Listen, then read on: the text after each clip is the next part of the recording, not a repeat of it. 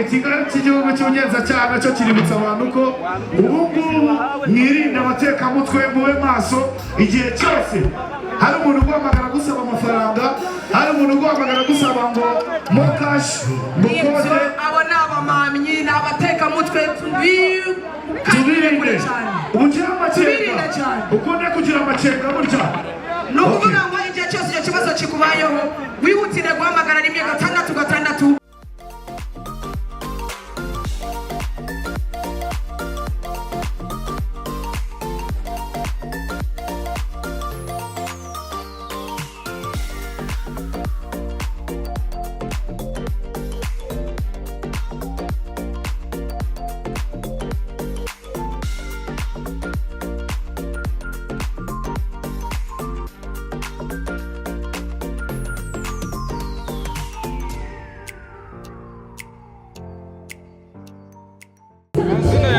nitwa Habameji Pacifique.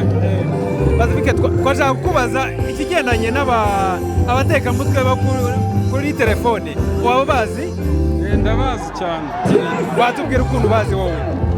Ukuntu bazi ari ukuntu baguhamagara bakakubwira ko bakuyoberejeho amafaranga, bakakubwira ko bashaka ko uyabasubiza kugira ngo badafunga simukadi yawe.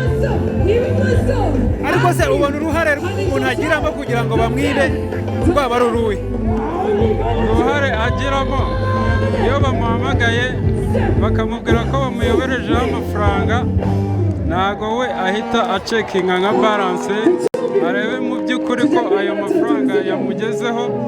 Noneho umuntu aba agomba gucekinga balance, yabona amafaranga atamugezeho agahita akupa abo bantu ntabahe umwanya wo kubavugisha. Wowe wumva wabagiriye ihe nama noneho muri rusange? Nabagira inama yo kujya bareba mesaje, kuko mesaje z'abatubuzi ziba ziri forwarded, ziba zitandukanye na official message za MTN, kuko hari n'igihe iba ari Airtel yohereze mesaje ariko we akubwira ko yayohereje kuri MTN. Ibyo byose uba ugomba kureba mesaje mbere, ukareba nimba ari ya MTN, kuko hejuru iyo ari iy'umutubuzi haba hariho nimero, ariko iyo ari iya MTN haba hariho M-Money bya mobile money. Iyo uhaye umwanya abatubuzi bakakuvugisha igihe kinini, birangira hari imibare bakubwiye gukanda. Iyo mibare iyo uri kuyikanda nibyo biviramo ko bakwiba nk'amafaranga iyo yafite kuri balance.